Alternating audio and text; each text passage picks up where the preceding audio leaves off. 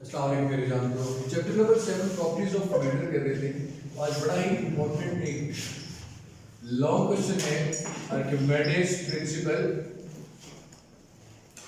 अरे बेटे जरा ध्यान से सुनिएगा।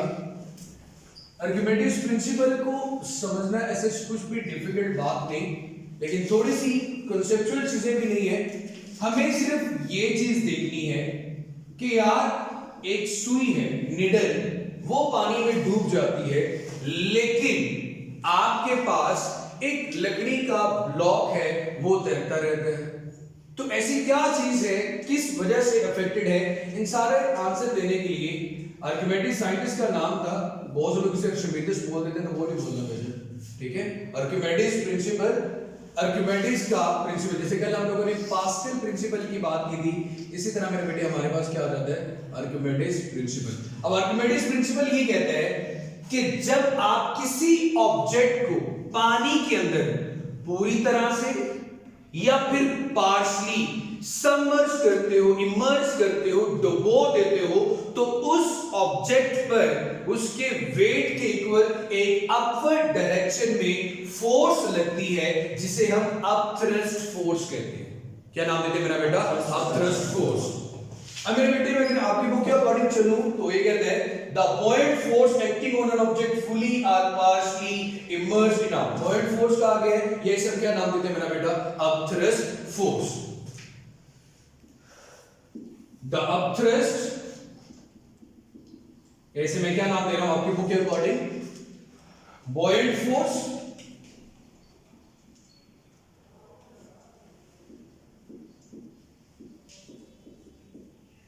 acts on an object, एक ऐसे ऑब्जेक्ट पे जो फुली मुकम्मल तौर पर पानी में डूबा हुआ है। फुली और पार्शली का मतलब क्या होता है? कुछ हिस्सा पानी में और कुछ हिस्सा पानी में नहीं है। Submerge in a fluid, submerge का मतलब डुबो देना, इन अ फ्लूइड, लिक्विड या गैसेस की बात भी हो सकती है। In a fluid is equal to the weight of the liquid। वो कहते हैं कि अगर उसमें फोर्स लगती है तो वो कितनी फोर्स लगती है, वो फोर्स लगती है तो वो कितनी फोर्स लगती है, is equal to the weight of fluid displaced by the object, weight of the fluid displaced by the object. अब इस बात का सादा सा मतलब क्या बनेगा कि इतनी लंबी एक्सप्लेनेशन दे दी यार। आप ये देखो, ये आपके पास एक वाटर के लिए आप एक मरीन सिलेंडर ले लें। इस मरीन सिलेंडर में आपने पानी रखा हुआ है, लाइक मैं कह देता हूं 50 ml तक पानी मौजूद है इसके अंदर। ठीक हो गया मेरा बेटे? 50 ml तक 50 मिलीलीटर इसमें पानी मौजूद है। अब मेरी जान, यहां पे आपने देखा होगा एक टैप सा बना हुआ है जिससे पानी बाहर की तरफ जा सकता है, और यहां पे मैंने एक मरीन सिलेंडर रखा हुआ है, लाइक इसी तरह का एक मरीन सिलेंडर छोटा सा यहां पे रखा हुआ है। अब होता क्या है कि मैं इसके अंदर सपोज यही बोर्ड मार्कर इमर्ज करता हूं, यही बोर्ड मार्कर इमर्ज किया, तो कुछ पानी जब वाटर लेवल, जैसे बाल्टी के अंदर पानी रखते हो, सॉरी बाल्टी के अंदर जब कपड़े रखते हो तो वाटर लेवल थोड़ा सा क्या आ जाता है, ऊपर की तरफ। तो ये पानी थोड़ा सा क्या आएगा, ऊपर की तरफ। जो पानी ऊपर की तरफ आएगा वो किसमें आ जाएगा मेरा बेटा? इस मरीन सिलेंडर में। अब मैं सिर्फ कैलकुलेशन के लिए कह रहा हूं, इस मरीन सिलेंडर में सपोज 3 मिलीलीटर पानी आया। कितना आया मेरा बेटा? 3 मिलीलीटर पानी। तो वो जो फोर्स लग रही थी ना, अगर आप इसका वेट कर लो इस पानी का, वो फोर्स इस वेट के इक्वल होगी। जो पानी के ऊपर की तरफ जो ऑब्जेक्ट को लेके जा रही थी, आपने इसको इमर्ज किया, आपने ऊपर से फोर्स लगाई। अब पानी जिसके ऊपर फोर्स लगा है, वो फोर्स किसकी इक्वल होगी? जितना वाटर डिस्प्लेस होके बाहर आया, अगर उसका वेट ले लें, वो फोर्स किसकी इक्वल होगी मेरा बेटा? अपथ्रस्ट फोर्स या बुओयंट फोर्स के इक्वल। दोबारा से समझाता हूं। The upthrust or buoyant force for an object fully or partially submerged in a fluid is equal to the weight of fluid displaced by the object। कि जब आपने उस चीज को पानी के अंदर डुबोया उसका वाटर कितना डिस्प्लेस हुआ। सपोज ये 50 से 55 तक पहुंच जाता, तो 50 से 55 तक का वाटर जितना डिस्प्लेस हुआ, अगर उस वाटर का वेट मेजर कर लिया जाए तो वो किसके इक्वल आएगा मेरा बेटा आपके पास? थ्रस्ट फोर्स के इक्वल। इसे क्या कहते हैं मेरा बेटा? Archimedes principal. क्या मेरा बेटा? Archimedes principal. अब मेरे बेटे आप लोगों ने तो नहीं पढ़ा, मैं दोबारा से बता देता हूं। कोई चीज जितनी डेंस है वो डिपेंड करती है मैस पे, इसे कहते हैं density, mass per unit volume. अगर आपके पास हनी और वाटर की एग्जांपल की जाए तो हनी ज्यादा गाढ़ा होता है as compare to the water. अगर दोनों को एक एक लीटर लिया जाए एक बर्तन के अंदर, वाटर भी और हनी भी, तो आप सबको पता है कि हनी का जो वजन है वो आपको ज्यादा महसूस होगा, वो ज्यादा डेंस होगा, लेकिन वाटर उसके मुकाबले में लाइट होगा। इसी तरह अगर वुड और आयरन की एग्जांपल लो तो वुड और आयरन में कौन ज्यादा डेंस होगा? आयरन। लेकिन जरूरी नहीं, डिपेंड करता है क्वांटिटी पर भी। अगर उसका वॉल्यूम ज्यादा होगा तो डेफिनेटली डेंसिटी भी ज्यादा हो सकती है कि नहीं हो सकती? Yes sir. हो सकती है ना, बड़ा ज्यादा हो तो हैवियर तो वो भी होगा। अगर बात करें डेंस का मतलब होता है मैस पर यूनिट वॉल्यूम। अगर सेम वॉल्यूम हो तो कौन सी चीज ज्यादा डेंस होगी, कौन सी चीज ज्यादा गर्म होगी? जिसका मैस क्या होगा उस जगह पे ज्यादा होगा। अब मेरे बच्चे चीजें फ्लोट क्यों करती हैं? अब यहां पे अगर मैं बुक के अकॉर्डिंग ही डेफिनेशन करूं तो सारी एक्सप्लेनेशन तो बिल्कुल मेरा बेटा हमारे पास यहां पे ऐसे ही आती। अब सपोज ये कि अगर आपने इसी तरह का एक ब्लॉक लिया, उसके ऊपर जब कोई चीज आप इमर्ज करोगे तो डेफिनेटली इसके ऊपर फोर्स लगाओगे। लाइक आपने 1 रुपए का कॉइन लिया, इसके अंदर कोई भी चीज प्लेस कर दी, आप पानी में उसमें फोर्स लगाएगा, उसको क्या नाम देंगे? F2। और वो क्या होगी? ऑपोजिट डायरेक्शन में। अब आपने तो क्या निकालनी होती है मेरा बेटा? Net force. टोटल फोर्स किसमें कितनी लग रही है कि ये जमीन पानी के अंदर डूब जाएगा या फिर ऊपर की तरफ आएगा? उस नेट फोर्स की हम बात करेंगे मेरा बेटा आर्किमिडीज प्रिंसिपल में। अब मेरे बच्चे अब नेट फोर्स निकालनी है, दोनों की डायरेक्शन तो क्या आ रही है? ऑपोजिट। अगर प्रिंसिपल ऑफ रोटेशन की आसान से बात करूं कि अगर मेरे पास अब थ्रस्ट फोर्स ज्यादा होगी तो ऑब्जेक्ट क्या करता रहेगा? फ्लोट करता रहेगा। और अगर वेट ऑफ द ऑब्जेक्ट ज्यादा होगा तो ऑब्जेक्ट क्या होगा? डूब जाएगा। डेफिनेटली यही चीज है ना। अब हमारी ये फोर्सेस डिपेंड किस किस फैक्टर पे करती हैं, हमें ये चीज देखनी है। हमें ये पता है कि weight of the object F1 अगर बात करूं तो वेट ऑफ द ऑब्जेक्ट क्या होता है मेरा बेटा? mg। F is equal to W, W is equal to mg।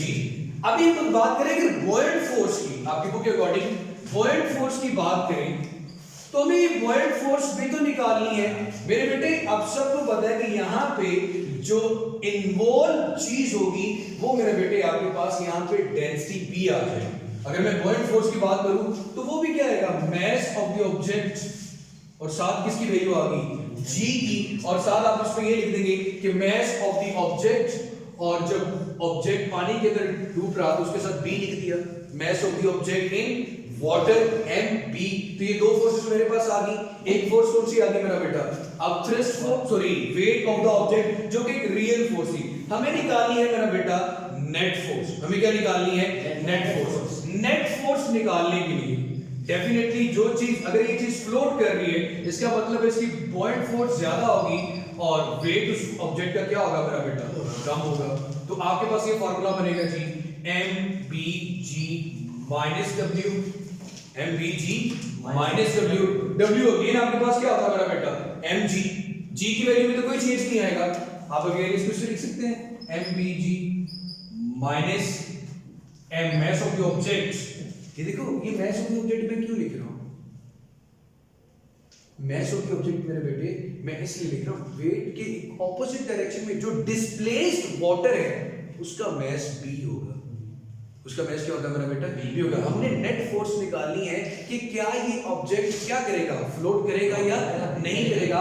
वो हमें क्या चीज बताएगी? Net force. पानी जो उसमें ऑपोजिट डायरेक्शन में फोर्स लगा रहा है उसे बॉयड फोर्स कहते हैं। अगर ये ज्यादा होगी तो डेफिनेटली ऑब्जेक्ट करेगा, लेकिन उसको उसके वेट के खिलाफ लड़ना तो पड़ेगा। नेट और टोटल में फर्क यही है, जब नेट निकालते हो तो आप ये देखते हो कि अब इसमें टोटल फोर्स कितनी अफेक्टेड है। मतलब एक ब्लॉक को एक बंदा 10 न्यूटन से इधर खींच रहा है और एक बंदा 5 न्यूटन से इधर खींच रहा है, तो जाएगा तो इस तरफ, लेकिन 5 न्यूटन तो उसके खिलाफ हो गए रेजिस्ट करने के लिए। अगर इस ऑब्जेक्ट पे टोटल फोर्स एक्ट कर रही है तो वो कितनी एक्ट कर रही है, 5 न्यूटन और इस डायरेक्शन में। इसे कहते हैं नेट। टोटल की बात करो तो टोटल इसमें कितनी लग रही है, 15। टोटल इसमें कितनी लग रही है, 15। लेकिन अगर नेट की बात करूं तो कितनी लग रही है, 5। सिमिलरली ये जो ऑब्जेक्ट है इसमें अगर मैं टोटल की बात करूं तो F1 प्लस F2 है, F1 प्लस F2 है टोटल की बात करूं। अगर मैं नेट की बात करूंगा तो मैं दोनों के दरमियान में ऑपोजिट डायरेक्शन की वजह से नेगेटिव साइन लेके आऊंगा। ये बात क्लियर होगी मेरे से? अच्छा, ये तो आ गया आपके पास नेट फोर्स का। अगर आपने कंपैरिजन करना है कि वेट ऑफ द ऑब्जेक्ट ज्यादा है या बॉइंट फोर्स ज्यादा है, तो दोनों के वेट का भी कंपैरिजन करना। दोनों का वेट का कंपैरिजन कैसे होगा? वेट का कंपैरिजन अगर आप इसके साथ करते हैं, बॉइंट फोर्स का वेट की वैल्यू क्या है, mg, इसकी वैल्यू भी क्या है, mg, लेकिन इसके साथ क्या आ रहा है, मास ऑफ द ऑब्जेक्ट। ये क्या है, डिस्प्लेस्ड वाटर का मास। तो यहां से अगर आप देखो g के साथ क्या हो जाएगा, कैंसिल। मतलब ग्रेविटी पे तो ये अफेक्टेड नहीं आ रहे, किस पे डिपेंड कर रहा है मेरा बेटा, मास पे। डायरेक्टली किस पे डिपेंड कर रहा है, मास पे। अगर मास ऑफ द ऑब्जेक्ट ज्यादा होगा तो डेफिनेटली उसका वेट भी क्या होगा, ज्यादा होगा। बॉयंट फोर्स अगर डिस्प्लेस्ड वाटर का मास ज्यादा होगा तो बॉयंट फोर्स भी क्या होगी, ज्यादा होगी। इसमें कोई मुश्किल, ये कंपैरिजन भी हो गया। अब अगर आपने ये चीज बतानी है कि भाई अगर इक्वल वॉल्यूम ले लेते हो, एक जैसी चीजें ले लेते हैं वॉल्यूम की, आयरन की और लकड़ी की, लेकिन आप ये कहते हैं कि ये चीजें पानी में डूब कैसे जाती है। लकड़ी डूबती नहीं, लेकिन आयरन वो डूब जाती है, सॉरी आपके पास निडल डूब जाता है लेकिन लकड़ी नहीं डूबती। तो फर्स्ट करो आप ये कहते हो कि वॉल्यूम ऑफ द ऑब्जेक्ट और volume of the displaced water ये दोनों आपस में इक्वल होते हैं। वॉल्यूम ऑफ द ऑब्जेक्ट और volume of the displaced water ये दोनों आपस में क्या होते हैं मेरा बेटा, इक्वल। जो चीज आपने पानी में डुबोई उसने जितना वॉल्यूम पानी का बाहर निकाला वो एक्चुअली किसके इक्वल होता है, उस ऑब्जेक्ट के वॉल्यूम के। फर्स्ट करो मैंने ये है मेरे पास एक ऑब्जेक्ट, इसका जितना वॉल्यूम होगा जब मैं इसको पानी में डुबाऊंगा इतने ही वॉल्यूम का ये वाटर बाहर की तरफ डिस्प्लेस करेगा। अगर ये 3 लीटर का है तो पानी में कितना बाहर आएगा, 3 लीटर। अब देखा होगा, अब याद हो, इररेगुलर शेप का ऑब्जेक्ट का वॉल्यूम मालूम करने के लिए साइंस में बॉइलिंग सिलेंडर इस्तेमाल करते हैं। आप चीज को पानी में डुबोते थे, इनिशियल वॉल्यूम देखते थे, डुबोने के बाद जितना वॉल्यूम होता था कहते थे उस ऑब्जेक्ट का उतना वॉल्यूम। तो मैं ये बात देख सकता हूं ना, VO किसके इक्वल है, VB के, और ये किसके इक्वल है, V के। अब मेरे बच्चे जरा देखो, डेंसिटी का रिलेशन लेते हैं। डेंसिटी का जनरल फार्मूला क्या है? अब मैं डेंसिटी के साथ बताना चाहता हूं कि जो चीज डेंस होगी वो डूबती है या नहीं चीजती, जो चीज कम डेंस होगी कि वो डूबती है या नहीं डूबती, ये चीज भी तो देखनी है। अगर लकड़ी कम डेंस है आयरन से तो वो तैरेगी, लेकिन फर्क क्या है, इन फोर्सेस के साथ उसका रिलेशन क्या था वो भी तो देखिए। डेंसिटी का रिलेशन वैसे जनरल क्या है, मास ओवर वॉल्यूम, ठीक है। अब हमारे पास यहाँ पे फोर्सेस का जो रिलेशन मेन है वो मास के साथ आ रहा है, मास ऑफ द ऑब्जेक्ट के साथ और mass of the displaced water के साथ। तो हम यहां से MO भी निकाल सकते हैं, B भी निकाल सकते हैं, MO भी निकाल सकते हैं मेरा बेटा और MB भी निकाल सकते हैं। अब मेरे बच्चे अगर O की बात करनी है तो इसके साथ O आ जाएगा, V इधर आके क्या हो जाएगा मेरा बेटा, मल्टीप्लाई। ये आ गया रिलेशन आपके पास। V तो दोनों के लिए क्या है मेरा बेटा, सेम है। इसी तरह बॉयंट फोर्स के लिए MB के लिए क्या आ गया आपके पास, यहाँ पे B आ जाएगा, इधर क्या आ गया, V आ गया, ठीक है। जहां पे मास गिवन है, मैं सिर्फ कुछ भी नहीं कर रहा, मैं मास को इन टर्म्स ऑफ डेंसिटी लिख रहा हूं।